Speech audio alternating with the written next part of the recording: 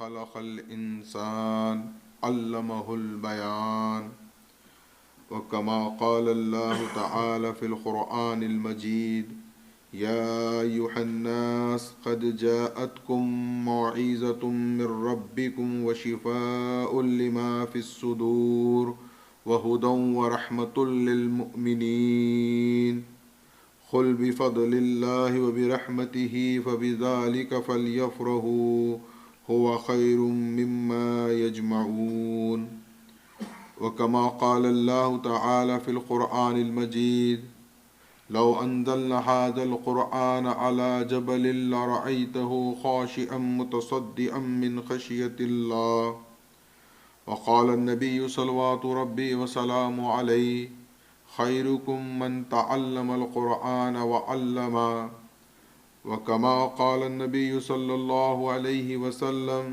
ستكون في الفتنة قال فقلت ما المخرج يا رسول الله صلى الله عليه وسلم قال صلوات ربي وسلامه عليه کتاب اللہ اما بعد قرآن مجید فرقان حمید کی مختلف صورتوں سے چند آیات کی تلاوت کا شرف حاصل کیا گیا ہے۔ ایک سورہ رحمان کی ابتدائی آیات، پھر اس کے بعد سورہ یونس کی آیت اور سورہ حشر کی آیت، اور اسی کے ساتھ ساتھ دو احادیث بھی آپ کے سامنے بیان کی گئی ہے کہ ایک کے راوی حضرت عثمان ابن عفان ہے، یہ حدیث متفق علیہ ہے، یعنی امام بخاری اور امام مسلم نے اپنی صحیح میں اس کو درج کیا ہے، اور ایک حدیث کے راوی سیدنا حضرت علی کرم اللہ وجہ ہے جس کو امام مسلم نے روایت کیا ہے۔ ابتداءً میں چند وضاحتیں کرتے ہوئے اپنی بات کو آگے بڑھاتا چلوں۔ MICC کی جانب سے قرآن مجید فرقان حمید کا درس کہیے آپ، یا اس کی تفہیم کہیے یا تشریح کہیے، کرنے کے لیے ان مجالس کا انعقاد عمل میں لایا جا رہا ہے، اور پھر اس کے ساتھ ساتھ یہ بات بھی میں واضح کرتا چلوں کہ میں کوئی بہت بڑا عالم دین یا علامہ یا مفسر یا مفتی نہیں ہوں، بلکہ میں خود ایک ادنا طالب علم ہوں، اور بحیثیت طالب علم قرآن مجید کے مطالعے کے دوران جو باتیں میرے فہم میں پہنچتی ہیں، میں حتی الامکان اس بات کی کوشش کروں گا کہ ان باتوں کو آپ تک پہنچاؤں، اور اس میں یہ بھی ضروری نہیں ہے کہ میں ہر فرد کے ذہن اور اس کے فکر کے مطابق بات کروں۔ مختلف اذہان ہیں، مختلف فکر رکھتے ہیں، نظریہ رکھتے ہیں، سوچ رکھتے ہیں۔ میں اپنی بات کتاب اللہ اور احادیث رسول مکرم صلی اللہ علیہ وسلم کے تحت اور فرامین امام آخر الزمان مہدی علیہ السلام کے تحت آپ تک پہنچانے کی ایک کوشش کروں گا۔ کوئی بات، کوئی چیز آپ کو قابل اعتراض نظر آئے تو آپ بلا جھجک میری اصلاح فرمائیے۔ میں خود ایک طالب علم ہوں، میں چاہتا ہوں کہ اگر کوئی مجھ سے کوئی بات غلط آپ تک پہنچ رہی ہے تو میں ادباً آپ تمام سے گزارش کرتا ہوں کہ آپ اس پر تنقید نہ کریں، تبصرہ نہ کریں، اور غیر ضروری واویلا اور ہنگامہ نہ مچائیں، بلکہ راست مجھ سے مل کر میری اصلاح کریے۔ ہو سکتا ہے کہ میں ضروری نہیں ہے کہ وہ بات کہوں کہ جو آپ چاہتے ہیں، میں صرف وہ بات کرنے کی کوشش کروں گا جو قرآن اور حدیث اور تاریخ اور مہدی موعود علیہ السلام کے ارشادات اور ہمارے اسلاف کے عمل سے ہے۔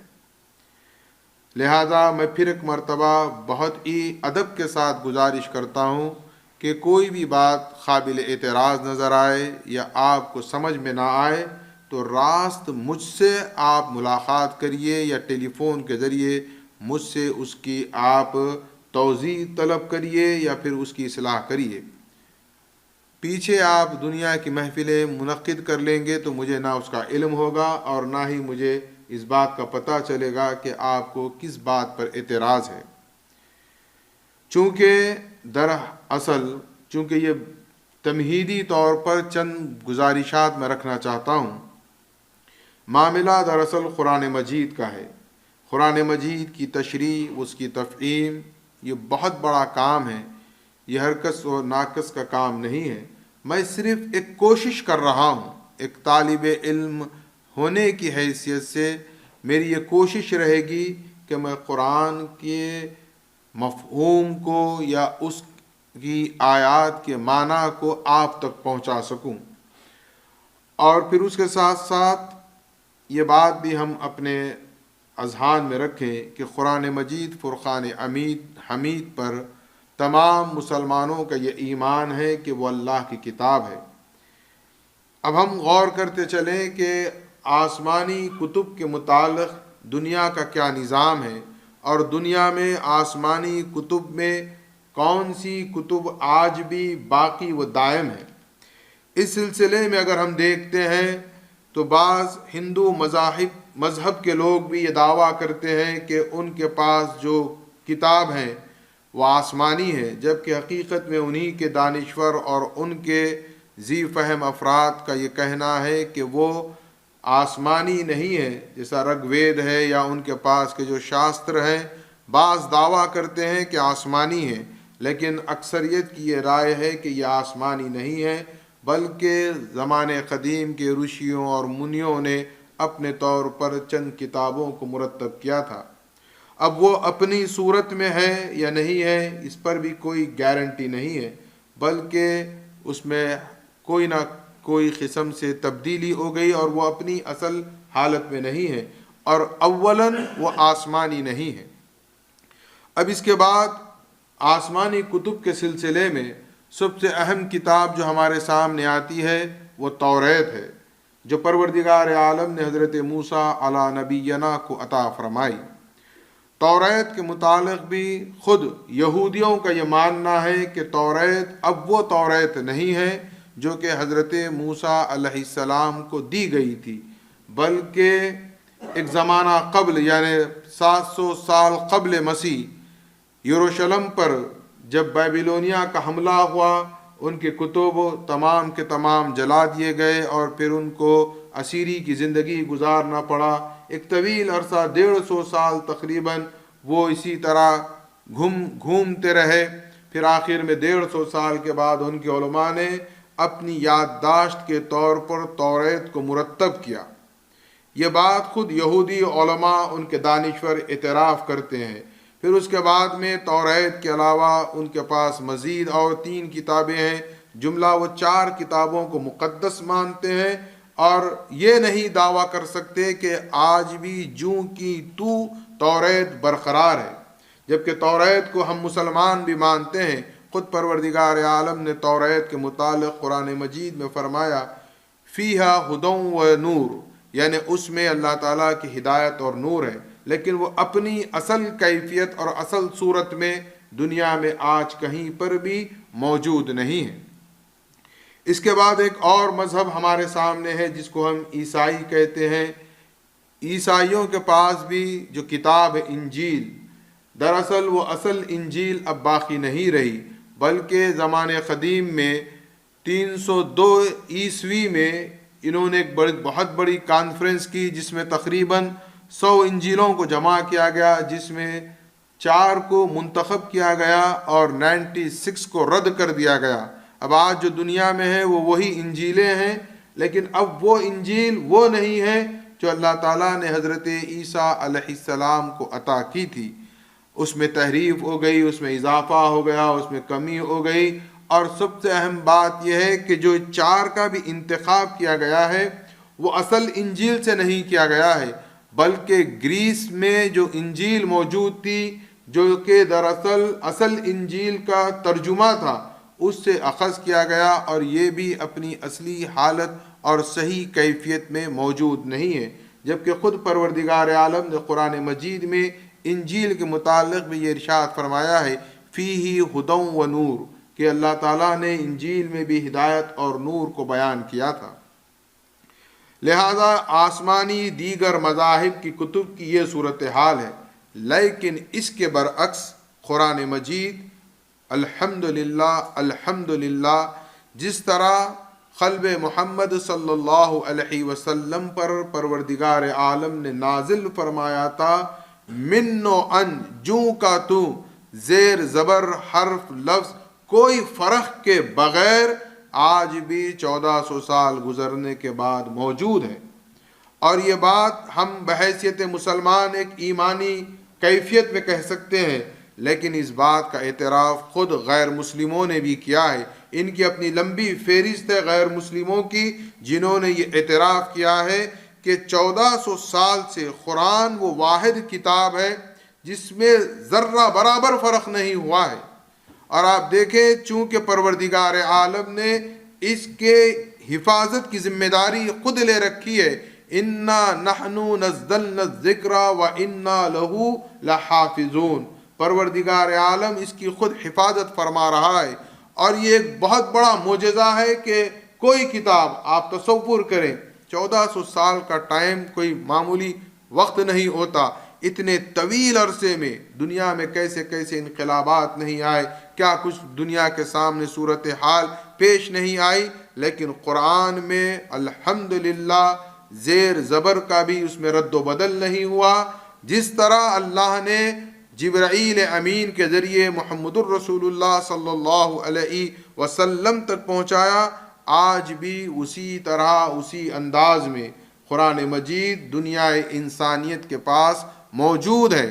اگرچہ کہ اسلام میں مختلف فرقے، مختلف سیاسی تحریکیں، بہت سی ہنگامی صورتحالیں دنیا نے دیکھی ہے، لیکن کسی نے معاذ اللہ قرآن کے ساتھ کوئی چھیڑ چھاڑ نہیں کی۔ قرآن چونکہ اللہ اس کی حفاظت کر رہا ہے، وہی قرآن ہے جو اللہ نے محمد الرسول اللہ صلی اللہ علیہ وسلم کو عطا کیا تھا۔ اور یہ قرآن کی ایک عظیم عظمت یہ بھی ہے کہ اللہ نے ایک ہی وقت میں ایک کتابی شکل میں محمد الرسول اللہ کو عطا نہیں فرمائی، بلکہ تقریباً 22.5 سال کا عرصہ نجمن یعنی تھوڑا تھوڑا کر کے اللہ نے قرآن کو نازل فرمایا۔ ابتدا میں اللہ نے مکہ مکرمہ میں قرآن کے نزول کا آغاز کیا، پھر اس کے بعد آقا کونین محمد الرسول اللہ صلی اللہ علیہ وسلم جب تک اس دنیا میں رہے، آپ پر اللہ تعالیٰ وقتاً فوقتاً قرآن مجید کو بذریعہ وحی نازل فرماتا رہا۔ اب رہی بات کہ یہ جو کتابی شکل میں قرآن ہمارے پاس ہے، یہ کس کے زمانے میں ہوئی اور یہ کب ہوئی؟ اس سلسلے میں عام طور پر مسلمانوں کا ایک نظریہ ہے کہ حضرت عثمان ابن عفان رضی اللہ تعالیٰ عنہ نے اس طرح اس قرآن کو ایک کتابی شکل میں جمع کیا ہے۔ لیکن آپ دیکھیں کہ یہ قرآن جو آج ہمارے پاس قرآن کتاب کی صورت میں ہے، یہ وہی انداز ہے، اس کو اسی طرح جمع حضرت عثمان غنی نے نہیں کیا ہے، بلکہ خود محمد الرسول اللہ نے اللہ کے حکم پر جمع کیا ہے۔ خود اللہ فرماتا ہے انا علینا جمعہ و قرآن، اس کے جمع کی ذمہ داری بھی اللہ نے خود لے رکھی ہے۔ انا علینا جمعہ و قرآن، ہم ہی اس کو جمع کریں گے اور ہم ہی اس کو پڑھوائیں گے۔ تو یہ جو آج ہمارے سامنے سورہ بقرہ سے لے کر سورہ ناس یا سورہ بقرہ سے پہلے سورہ فاتحہ، یہ جو ترتیب ہے قرآن کی یا جو آیتوں کی ترتیب ہے، یہ تمام کا تمام ترتیب کا نظام دراصل پروردگار عالم کا خود کا ہے۔ اس میں خود محمد الرسول اللہ صلی اللہ علیہ وسلم نے بھی کوئی مداخلت نہیں کی ہے۔ اور احادیث میں یہ بات بھی ہمیں ملتی ہے کہ ہر ماہ رمضان میں آقا کونین محمد الرسول اللہ صلی اللہ علیہ وسلم جبرائیل امین کے ساتھ قرآن کا دور فرماتے تھے، اور جب آپ کی حیات مبارکہ کا آخری رمضان تھا تو بیان کیا جاتا ہے کہ اس ماہ رمضان المبارک میں محمد الرسول اللہ صلی اللہ علیہ وسلم نے حضرت جبرائیل کے ساتھ 2 مرتبہ قرآن کا دور فرمایا ہے۔ تو یہ جو ترتیب ہے، حالانکہ جو ابتدا میں نازل ہوئی آیتیں ہیں وہ آپ کو 30ویں پارے میں اکثر ملیں گی، یا 29ویں پارے میں، یا 28ویں پارے میں، لیکن سورہ بقرہ آپ کو دوسرا سورہ ملے گا جو کہ ہجرت کے بعد کا ہے، جو مدینہ منورہ میں نازل کیا گیا ہے، لیکن اس میں کسی انسان کا کوئی عمل دخل نہیں ہے۔ ان علینا جمعہ و قرآن، یہ اللہ کی ذمہ داری ہے اور اللہ نے ہی اس کو اسی طرح ترتیب دیا ہے۔ اور یہ جو ترتیب ہے یہ کتابی شکل میں نہیں تھی۔ آقا کونین محمد الرسول اللہ صلی اللہ علیہ وسلم پر جب وحی نازل ہوتی تو آپ اس کی کتابت نہیں فرماتے، یعنی نوٹ نہیں بناتے، بلکہ آپ اس کو یاد کرتے، حفظ کرتے، آپ کے سینے میں اس کو محفوظ رکھتے، اور جب آپ صحابہ تک پہنچاتے تو صحابہ بھی قرآن مجید کو حفظ کرتے۔ یعنی یوں کہہ لیں ہم اپنی زبان میں کہ قرآن سینہ بسینہ منتقل ہو رہا ہے۔ قرآن اللہ نے محمد الرسول اللہ کے قلب پر نازل فرمایا، محمد الرسول اللہ نے اپنے اصحاب کو وہ قرآن یاد کروایا۔ حفظ قرآن کا ماحول ہے رسول اللہ صلی اللہ علیہ وسلم کے حیات مبارکہ میں۔ اب بعض نے اپنے اپنے طور پر، کسی نے جانوروں کی ہڈیوں پر چند آیات کو لکھ لیا، کسی نے کسی چیز پر لکھ لیا، اس طرح چیدہ موجود ہیں، لیکن ایک جو کتابی انڈیکس، جو شکل آج ہمارے پاس ہے، یہ کتابی شکل نہیں ہوئی تھی، لیکن کتابی شکل کی ترتیب ہو چکی تھی۔ اس کو آپ سمجھیں کہ کتاب ابھی ہمارے ہاتھ میں نہیں آئی ہے، لیکن جو سینوں میں محفوظ ہے وہ اسی ترتیب سے محفوظ ہے، رسول اللہ صلی اللہ علیہ وسلم کے قلب مبارک میں بھی اور آپ کے اصحاب کے قلب مبارک میں بھی۔ ہاں البتہ جب جنگ یمامہ کے موقع پر، جو کہ حضرت ابوبکر صدیق رضی اللہ تعالیٰ عنہ مسلمانوں کے خلیفۃ المسلمین ہیں، ان کی عمارت میں جنگ یمامہ واقع ہوئی اور اس میں بہت سے اصحاب رسول شہید ہو گئے جو کہ حافظ قرآن تھے۔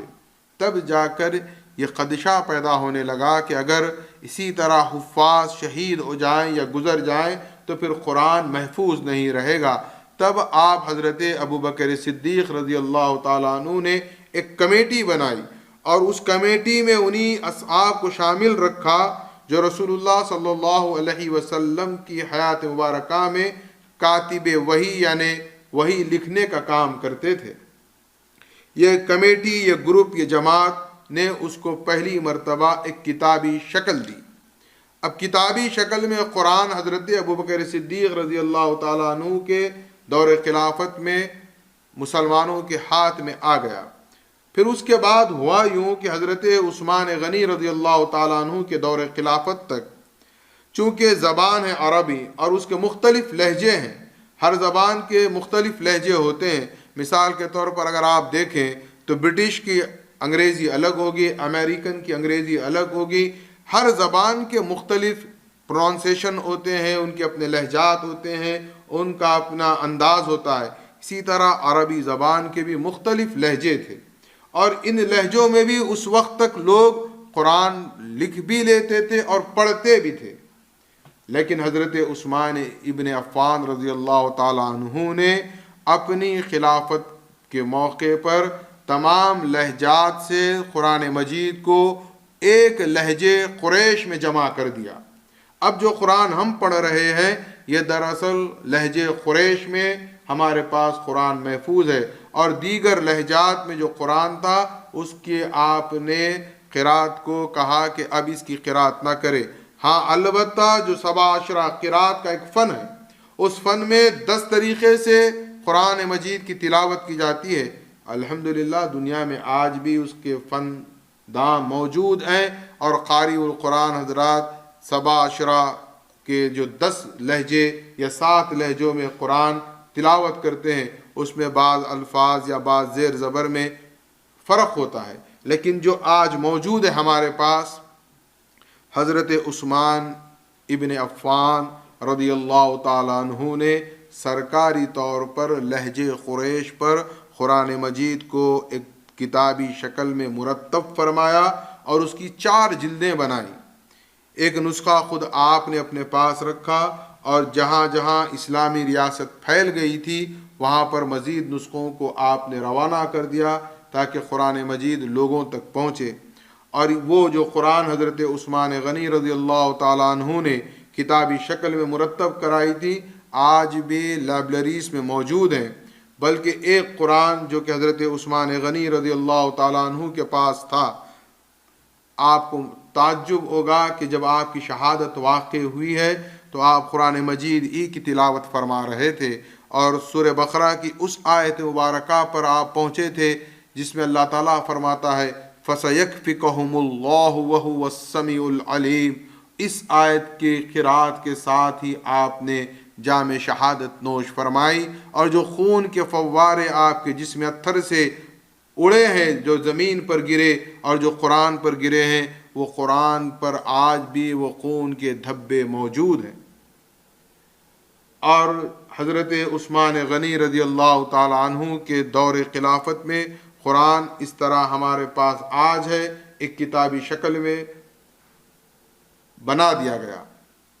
اس میں اور کچھ چیزیں ہیں، مثال کے طور پر اس وقت نقطے نہیں ہوا کرتے تھے، بعد میں نقطے لگائے گئے، زیر زبر نہیں ہوا کرتے تھے، زیر زبر لگائے گئے، تشدید نہیں ہوتی تھی، چونکہ وہ اہل عرب کی زبان میں تھا، وہ بغیر نقطوں کے بھی قرآن پڑھ سکتے تھے اور بغیر زیر زبر کے بھی پڑھ سکتے تھے۔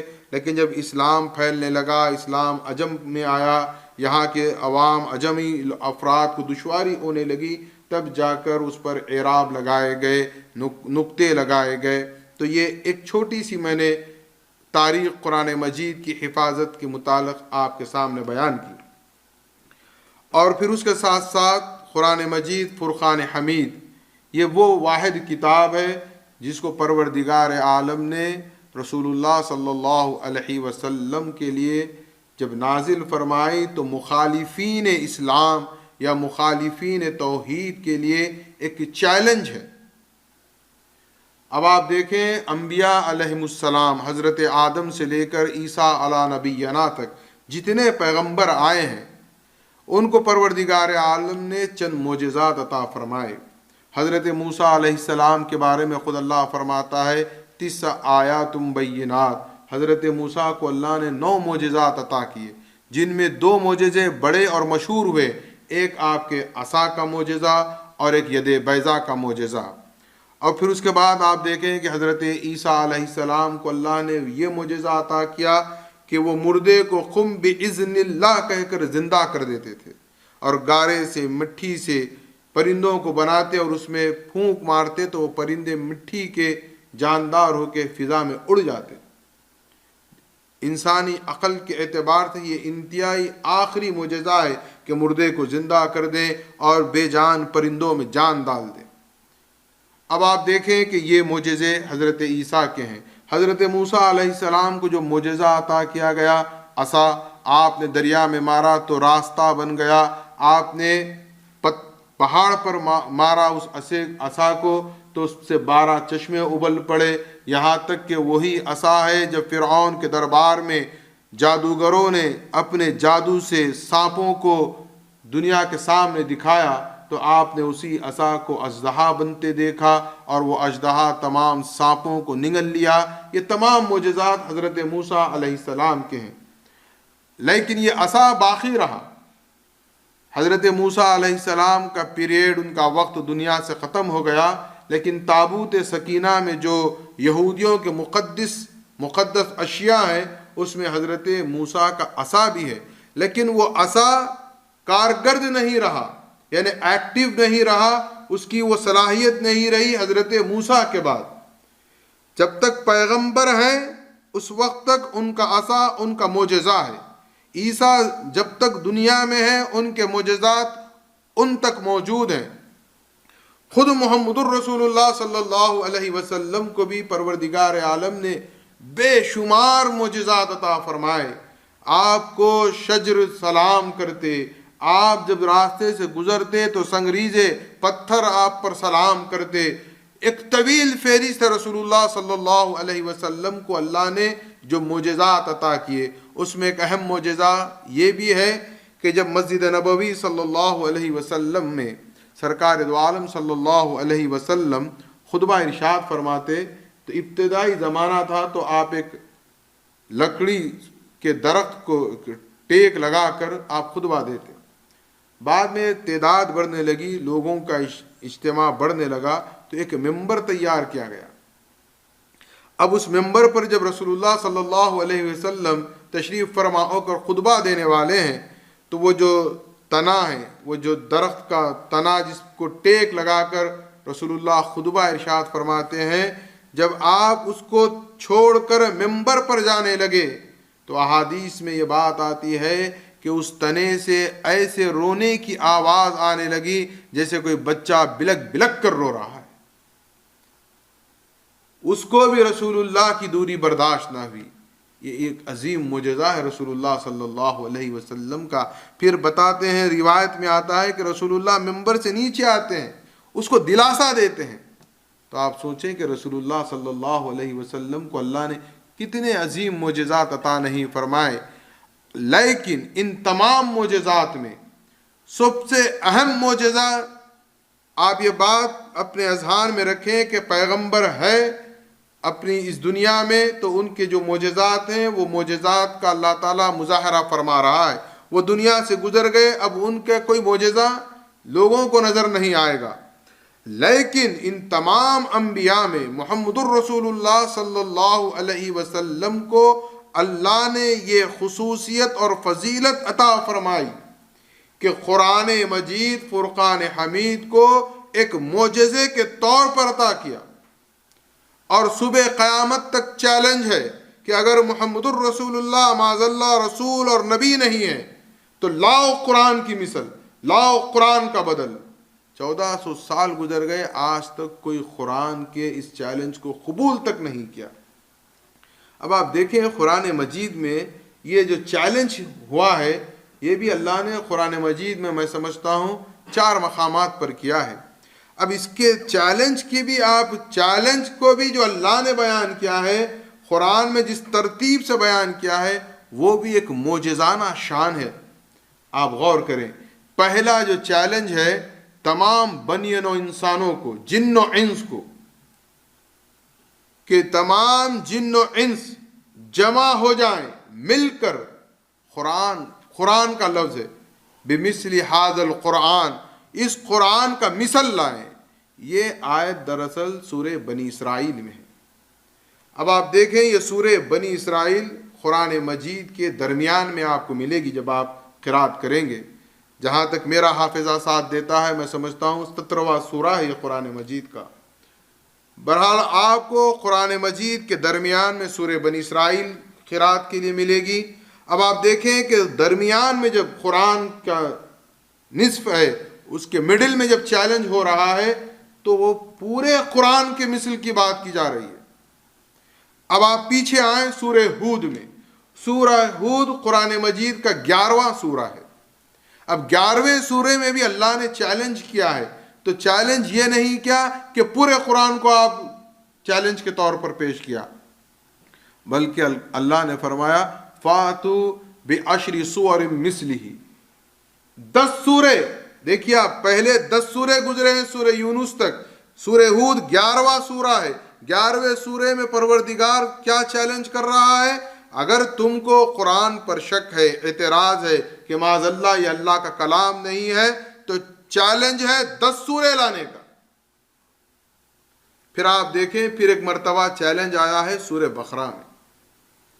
اب آپ دیکھیں سورہ بقرہ سے پہلے ایک ہی سورہ ہے جو ہم پڑھتے ہیں، سورہ فاتحہ الحمد کا سورہ۔ اب اللہ یہاں پر سورہ بقرہ میں چیلنج کر رہا ہے تو فَأْتُوا بِسُورَةٍ مِّن مِّثْلِهِ فرما رہا ہے، ایک سورے کا بدل لے آؤ۔ آپ اس ترتیب کو سمجھیں، سورہ فاتحہ کے بعد چیلنج ہو رہا ہے سورہ بقرہ میں، تو ایک سورے کا چیلنج کیا جا رہا ہے۔ سورہ ہود پہنچتے پہنچتے 10 سورے ہو رہے ہیں، تو 10 سورتوں کا چیلنج کیا جا رہا ہے۔ قرآن کے درمیان میں جب آ جاتے ہیں تو پورے قرآن کو چیلنج کے طور پر پیش کیا گیا، اور آج تک کسی نے اس بات کی طرف کوئی ہمت تک نہیں کی کہ قرآن کے جیسے کوئی ایک آیت بنا لے۔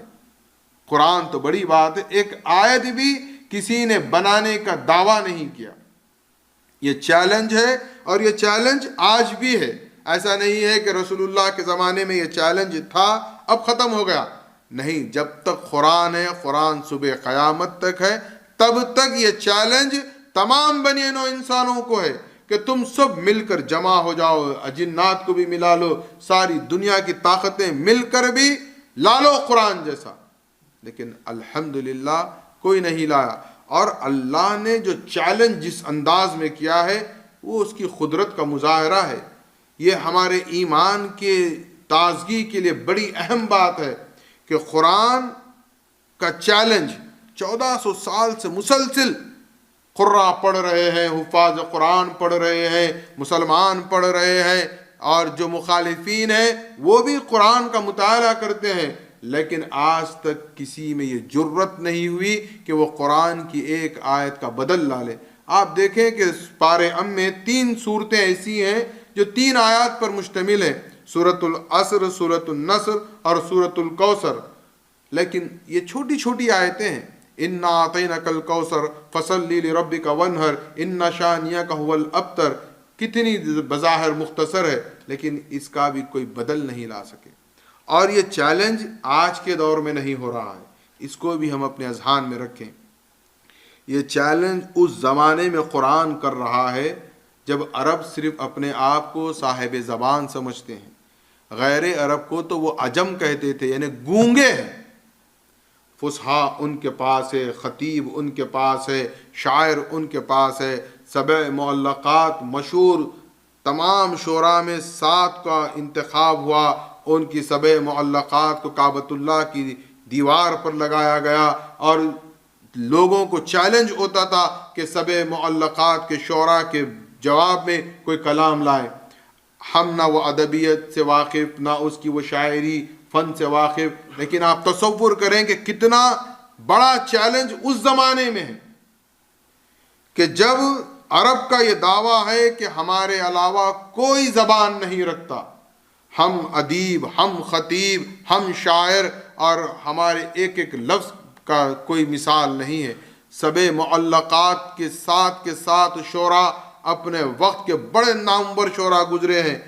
اب آپ دیکھیں کہ 7 معلقات کو، یعنی ان کے پاس ایک تقریب ہوتی اور اس میں انتخاب ہوتا، اور چیلنج کے طور پر کعبۃ اللہ کی دیوار پر 7 معلقات جس کو کہا جاتا ہے، یعنی 7 معلقات، یعنی 7 لٹکے ہوئے اشعار کہیے یا 7 شعراء کے لٹکے ہوئے اشعار کہیے، کعبۃ اللہ کی دیوار پر لگا دیتے چیلنج کے طور پر۔ اب جب سورہ کوثر نازل ہوئی تو رسول اللہ صلی اللہ علیہ وسلم نے سورہ کوثر کو بھی وہاں پر لگایا، تو انہوں نے وہ تمام اپنے 7 معلقات کے شعراء کے کلام کو نکال دیا اور کہا کہ کوثر کا جواب نہیں۔ تو اس زمانے میں چیلنج ہو رہا ہے اللہ کی طرف سے قرآن مجید میں کہ قرآن کی مثل لاؤ، تب نہیں لا سکے تو اب کیا لائیں گے؟ نہ اب وہ زبان باقی ہے، نہ وہ ادبی چاشنی ہے، کچھ نہیں ہے۔ بہرحال آپ یاد رکھیں، یہ قرآن چونکہ زندہ معجزہ ہے، معجزۃ الخالدہ جس کو کہا جاتا ہے، یہ دائم ہے، قائم ہے، یہ معجزہ قیامت تک رہے گا، اور جو اس سے سیراب ہوگا اللہ تعالیٰ اس کو ضرور وہ منزل عطا کرے گا۔ اب رہی بات قرآن مجید کی یہ معجزانہ شان کو میں نے بہت اختصار سے بیان کیا، اور ایک بات یہ بھی ذہن میں رکھیں آپ کہ جہاں اللہ اس کی حفاظت کر رہا ہے، اور آج بھی یہ تحدی یعنی چیلنج کے طور پر ہمارے پاس موجود ہے، اب ہمارے لیے بحیثیت مسلمان یہ ضروری ہے کہ ہم اس کا مطالعہ کریں۔ اب آپ دیکھیں کہ تاریخی اعتبار سے رسول اللہ صلی اللہ علیہ وسلم اکا و تنہا تھے مکے میں، آپ کا کوئی مددگار نہیں تھا، آپ کی کوئی جماعت، کوئی گروپ، کچھ نہیں تھا، آپ واحد تھے۔ غار حرا میں وحی کا نزول ہوا، اقرا باسم ربک الذی خلق خلق الانسان من علق اقرا وربک الاکرم الذی علم بالقلم۔ اب یہ جو 5 ابتدا کی آیتیں نازل ہوئی، تھوڑا آپ غور کریں کہ رسول اللہ تنہا ہیں، سارا ماحول، سارا معاشرہ، خاندان، سوسائٹی آپ کی مخالفت پر ہے، اور مکی جو زندگی رسول اللہ کی 10 سالہ گزری ہے، وہاں پر خود رسول اللہ نے کبھی ہاتھ نہیں اٹھایا، اور نہ ہی آپ نے اپنے اصحاب سے کہا کہ تم ہاتھ اٹھاؤ یا تلوار اٹھاؤ۔ سخت سے سخت مسلمانوں پر ظلم کیا گیا، زیادتی کی گئی، لیکن آپ سوچیں یہ انقلاب رسول اللہ نے کیسے لایا؟ ہم اس پر کبھی غور کریں کہ رسول اللہ نے آخر اکا و تنہا کیسے انقلاب لے آئے؟ نہ آپ کے ہاتھ میں تلوار ہے، نہ فوج ہے، نہ کوئی ریاست ہے، نہ اقتدار ہے، نہ کوئی پاور ہے، کچھ نہیں ہے۔ پھر کیا ہے؟ تو یہی قرآن ہے۔ آپ کے اعلی انقلاب کو ہی قرآن کہا جاتا ہے۔ آپ کیا کرتے تھے؟ آپ امین تھے، صادق تھے، وحی کے نزول سے پہلے بھی اہل مکہ مانتے تھے، لیکن جب آپ نے اپنی رسالت کو پیش کیا کہ میں محمد صلی اللہ علیہ وسلم اللہ کا نبی اور رسول ہوں، تو آپ نے دلیل کے طور پر کیا پیش کیا؟ آپ نے آلے کے طور پر کہیے یا ہتھیار کے طور پر کیا پیش کیا؟ صرف قرآن اور کچھ نہیں۔ یہ قرآن رسول اللہ صلی اللہ علیہ وسلم کی حیات مبارکہ کا اعلی انقلاب ہے، اور آپ اس وقت سے لے کر آج کے دور میں دیکھیں اسلام کو، یہ قرآن کیسا اعلی انقلاب ہے۔ ایک تنہا شخص اٹھا ہے مکے میں، کوئی مددگار نہیں، اب وہ دعوت دے رہا ہے، قرآن کی دعوت، قرآن کی طرف لوگوں کو متوجہ کروا رہا ہے۔ آج دنیا میں کتنی تعداد میں مسلمان نہیں، کیسے انقلاب آیا؟ بہت سی تحریکیں، اگر ہم مذہبی اعتبار سے بات نہ کرتے ہوئے تھوڑا سا ہم تاریخی اعتبار سے بھی بات کریں تو ہماری عقل حیران و ششدر رہ جاتی ہے کہ یہ کیسے انقلاب برپا ہوا۔ بہت سی تحریکیں اٹھی ہیں تاریخ میں، بہت سی جماعتیں، بہت سی سیاسی ہلچل ہوا، کچھ دن رہتا ہے پھر وہ ختم ہو جاتا ہے، لیکن آپ دیکھیں رسول اللہ صلی اللہ علیہ وسلم رسول آخرین ہیں، آپ خاتم النبیین ہیں۔ محمد الرسول اللہ صلی اللہ علیہ وسلم کے بعد صبح قیامت تک کوئی نبی اور رسول آنے والا نہیں ہے۔ اور ہمارا عقائد مہدویہ، آپ کو معلوم ہونا چاہیے کہ مہدویوں کے پاس ختم نبوت جتنی مضبوط ہے وہ کسی کے پاس نہیں ہے۔ اب آپ کو میں بتاتا ہوں کہ ہم ختم نبوت میں ثبوت کیا ہے۔ ہم رسول اللہ کو خاتم النبیین مانتے ہیں۔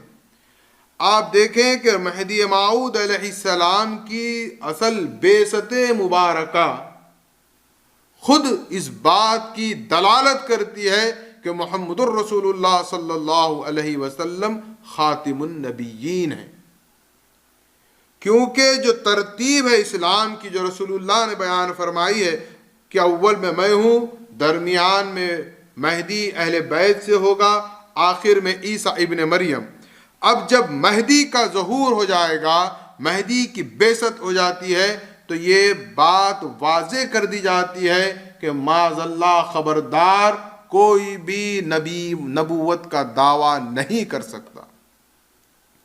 یعنی بعثت مہدی، مہدی علیہ السلام کے اس دنیا میں آنے اور جانے کو ماننا دراصل محمد الرسول اللہ صلی اللہ علیہ وسلم کی ختم نبوت کو ماننا ہے۔ اب اگر کوئی کہے کہ مہدی نہیں آیا ہے تو کوئی بھی دعویٰ کر سکتا ہے، کوئی قادیان سے اٹھ کے دعویٰ کر دے، کوئی لبنان سے اٹھ کر دعویٰ کر دے، کوئی کہیں سے دعویٰ کر دے۔ یہ دعوے کیوں ہو رہے ہیں؟ کیونکہ انہوں نے وسط امت سے بعثت مہدی کو ختم کر دیا۔ اب اگر کوئی عقائد صحیحہ کا متحمل، یعنی عقائد صحیحہ کو ماننے والا، یہ مانتا ہے کہ وسط امت میں مہدی کی بعثت ہوگی، تو یہاں پر ختم نبوت کا دروازہ بند ہو جاتا ہے، یہ لاک ہے۔ اس کے بعد مہدی کے بعد اب صرف کیا ہے؟ عیسیٰ ابن مریم کا نزول ہے۔ عیسیٰ ابن مریم، اب عیسیٰ پیدا نہیں ہوں گے، عیسیٰ دوبارہ اس دنیا میں پیدا نہیں ہونے والے ہیں۔ جس عمر کی حالت میں عیسیٰ ابن مریم آسمان پر اٹھائے گئے ہیں اسی عمر کی حالت میں عیسیٰ ابن مریم نازل ہوں گے. اس کے بعد قیامت کا معاملہ ہوگا.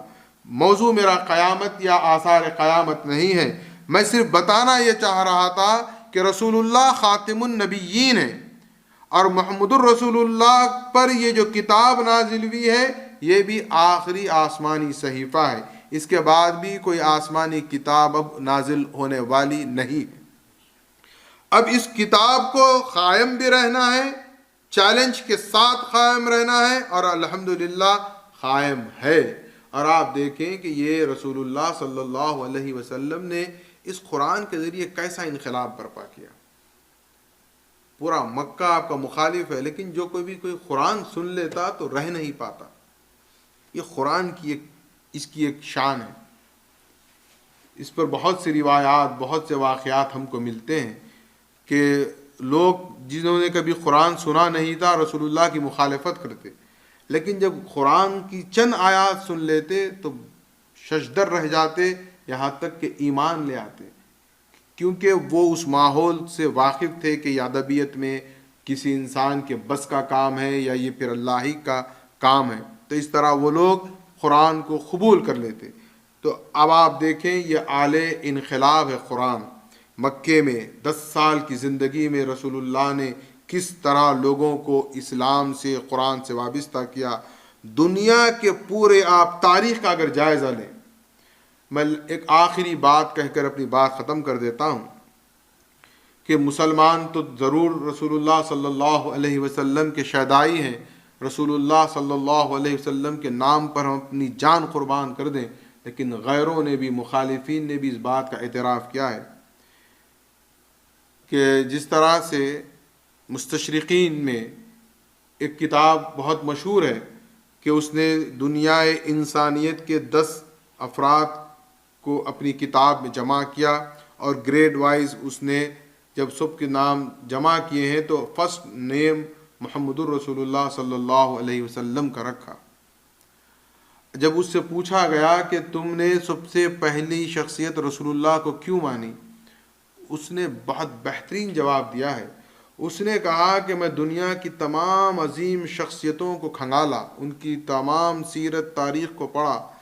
میں نے دیکھا کہ یا تو کوئی مذہبی طور پر بہت عروج پر ہے، مثال کے طور پر خود عیسیٰ علیہ السلام، گوتم بدھ مذہبی دینداری کے اعتبار سے ایک انتہائی آخری معراج پر نظر آئے، لیکن برعکس اس کے سیاست، معیشت، سماجی معاملات میں کوئی ان کا رول نہیں ہے. میں نے دیکھا کہ سکندر اعظم اور چنگیز خان بڑے بڑے ایسے حکمران گزرے ہیں جنہوں نے دنیا کو فتح کرنے کا ایک بیڑا اٹھایا، لیکن میں نے دیکھا کہ سیاست میں، حکمت میں اور معیشت میں وہ اپنے آپ میں ایک اعلیٰ مقام ہے، لیکن اخلاقیات میں زیرو سے بھی نیچے ہیں. پوری دنیا انسانیت میں محمد الرسول اللہ صلی اللہ علیہ وسلم وہ واحد شخصیت ہے جو مذہبی اعتبار سے بھی، دینی اعتبار سے بھی ایک عظیم مقام پر ہے، اور جس کو آج ہم کہتے ہیں کہ سیکولر ویلیوز جس کو کہا جائے گا، یا موجودہ دور کے مطابق سیکولرزم جس کو کہا جائے گا، جس میں سیاست، معیشت اور تمام سماجی چیزیں ہیں، یہ جو دنیاوی حصہ ہم کو نظر آتا ہے، اس میں بھی محمد الرسول اللہ صلی اللہ علیہ وسلم انتہائی معراج پر ہیں. فوجداری کا نظام کو آپ نے قائم کیا، غلاموں کی آزادی کے نظام کو آپ نے قائم کیا، ایک دنیا کو بدل کر رکھ دیا ہے رسول اللہ صلی اللہ علیہ وسلم نے. ہم ہمارے نبی ہیں، ہم نبی رسول مانتے ہیں، لیکن ہم کبھی غور کریں ہمارا آقا، ہمارا مولا، ہمارا نبی کس اعلیٰ منصب پر ہے. اس نے دنیا کے نظام کو، ان کی فکر کو، نظریے کو، ان کی سوچ کو بدل کر رکھ دیا.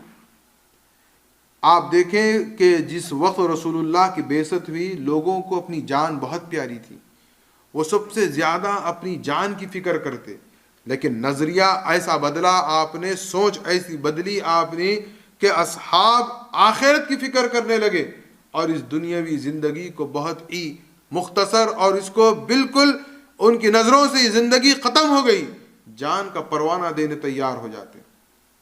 کتنا بڑا انقلاب ہے. لوگ اصحاب نے اپنی گردنیں کٹا دی، اپنے گھروں کو اجاڑ دیا، اپنی تمام معاشی زندگی کا خاتمہ کر دیا، لیکن اسلام پر قائم رہے. یہ بہت بڑا انقلاب ہے. آپ دوسرے ناحیے سے، نظریے سے کبھی اسلام کو پڑھیے، کبھی سیرت محمد صلی اللہ علیہ وسلم کو پڑھیے. بہرحال یہ ایک عظیم انقلابی کیفیات ہیں، اس کے لیے ایک الگ سے موضوع ہے. اب آئیے اس کے بعد آپ دیکھیں کہ یہ اعلی انقلاب رسول اللہ صلی اللہ علیہ وسلم کے پردہ فرمانے کے بعد مسلمان سیاسی کشمکش میں آپس میں الجھ گئے. حضرت علی کرم اللہ وجہ کی خلافت کے زمانے میں مسلمانوں میں آپس میں شورشیں ہونے لگیں، خانہ جنگیاں ہونے لگیں. اب ایک جو طویل سلسلہ چلا ہے تو وہ آج تک جاری ہے. کبھی خلافت عباسیہ قائم ہوئی، خلافت امویہ قائم ہوئی، کبھی خلافت عثمانیہ قائم ہوئی، بہت کچھ حکومتیں بنی اپنی تاریخ کے اعتبار سے. لیکن یہ پوری تاریخ اگر آپ رسول اللہ صلی اللہ علیہ وسلم اور خلافت راشدہ کے بعد کی دیکھیں گے تو خاص طور پر مسلمانوں میں جو غفلت کا سب سے پہلا پردہ آیا ہے وہ قرآن سے دوری کا. علماء لگے احادیث جمع کرنے میں، بعض سیاسی افراد لگے احادیث کو موضوع کرنے میں، یعنی اپنے طور پر احادیث کو گھڑنا یا بنانا. اور پھر مزید اس میں اضافہ ہونے لگا فقہی مسائل میں، تو فقہ کے معاملات میں مسلمان علماء آپس میں الجھ گئے. اب مسلمانوں کی ترکیز کہاں ہے؟ یا تو فقہی مسائل میں آ کے رک گئی، یا پھر احادیث کے جمع کرنے میں ہے، یا پھر قرآن مجید کو صرف ایک فضیلت کی کتاب کا درجہ دے دیا گیا. یہ سورہ پڑھ لو اتنا ثواب ہو جائے گا، وہ سورہ پڑھ لو اتنا ثواب ہو جائے گا. اس طرح ایک ماحول کیا ہوا؟ قرآن چونکہ عمل کی کتاب تھی، اس عمل کی کتاب سے مسلمان دور ہو گئے.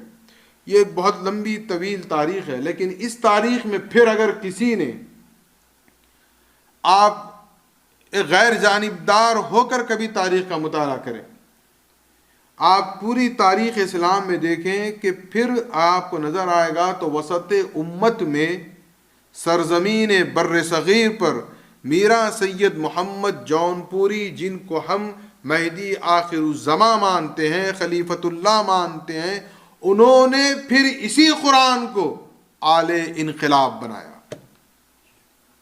کیا مہدی موعود علیہ السلام بھی کوئی فوج لشکر لے کر آئے تھے؟ کیا کچھ تھا؟ کچھ نہیں تھا. بیان قرآن آپ کا اسلحہ، آپ کا ہتھیار، آپ کا آلہ. اس کے علاوہ آپ نے کیا کچھ بیان کیا؟ کبھی بتا دیجئے مجھے. کیا فقہی مسائل میں آپ الجھ گئے؟ ہاتھ یہاں باندھو، وہاں باندھو، رفع دین کرو، مت کرو، آمین بالجہر بولو، مت بولو. یہ سبجیکٹ آپ کا ہے ہی نہیں.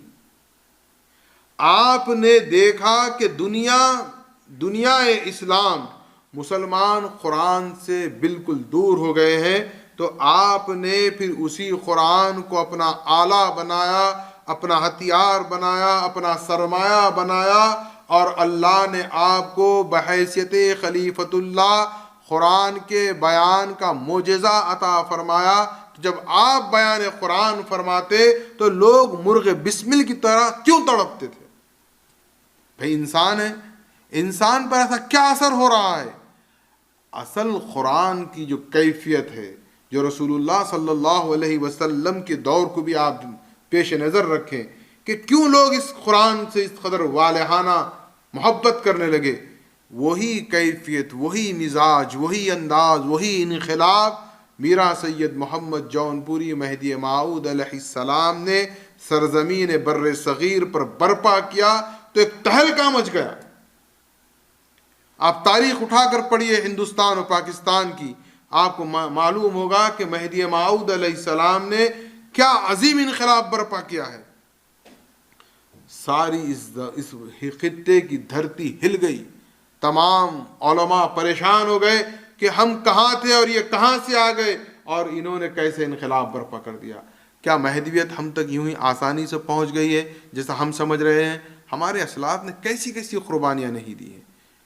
انہیں زندہ جھاڑ پر باندھ کر کیلے ان کے جسم میں داغے جاتے تھے، لیکن انہوں نے مہدویت سے انکار نہیں کیا، کیونکہ اب وہ سرور میں تھے.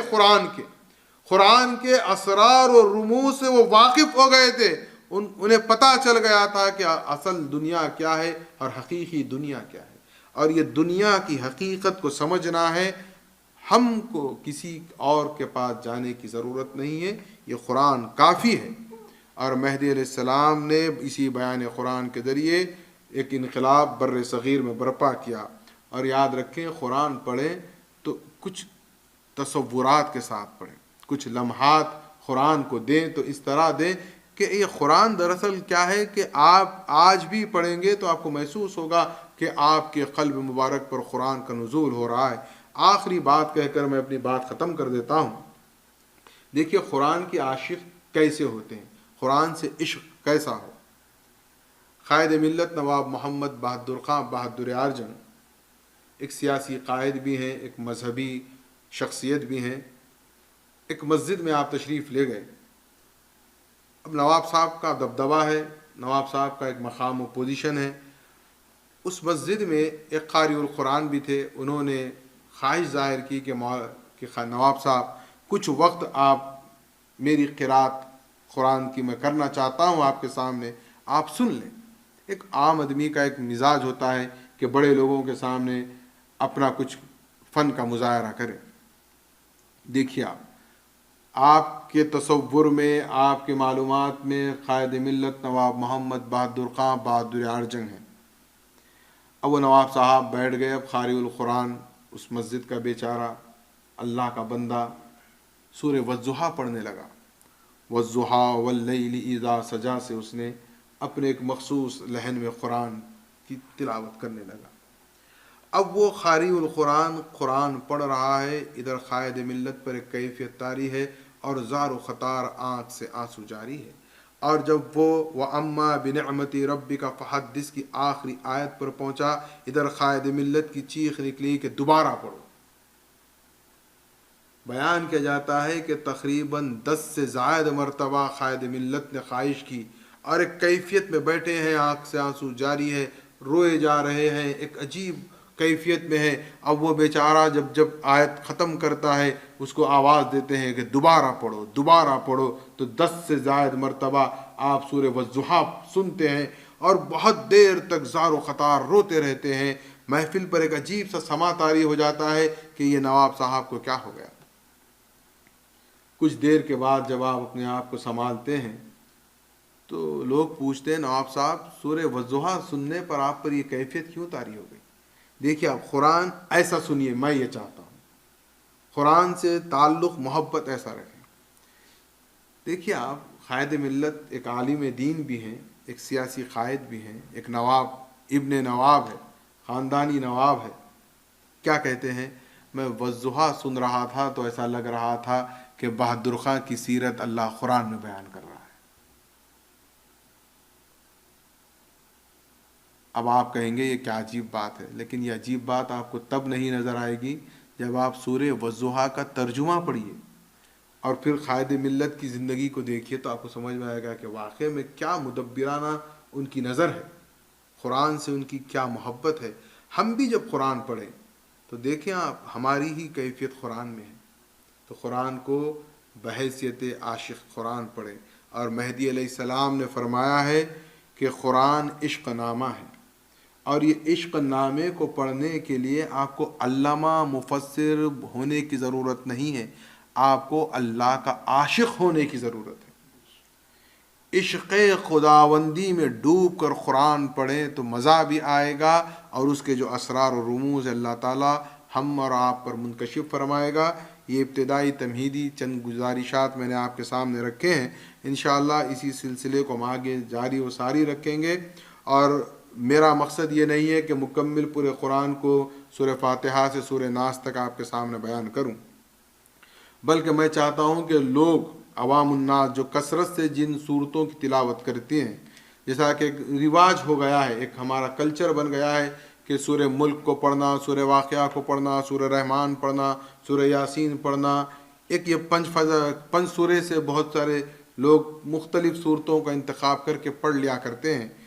تو میں چاہتا ہوں کہ پہلے یہ جو صورتیں روزانہ لوگ اپنے ورد میں رکھتے ہیں ان کے متعلق تشریح آپ کے سامنے کی جائے، اور نماز میں جو کثرت سے جن صورتوں کو ہم تلاوت کرتے ہیں علم ترا سے والناس تک، پہلے ان صورتوں کو مکمل کیا جائے، پھر اس کے بعد قرآن مجید کی جو ابتدائی نزول کی آیات ہیں آپ کے سامنے بیان کی جائیں، تاکہ اللہ تعالی ہم تمام کو قرآن مجید کا عاشق بنائے اور قرآن پر عمل پیرا ہونے کی توفیق عطا فرمائے۔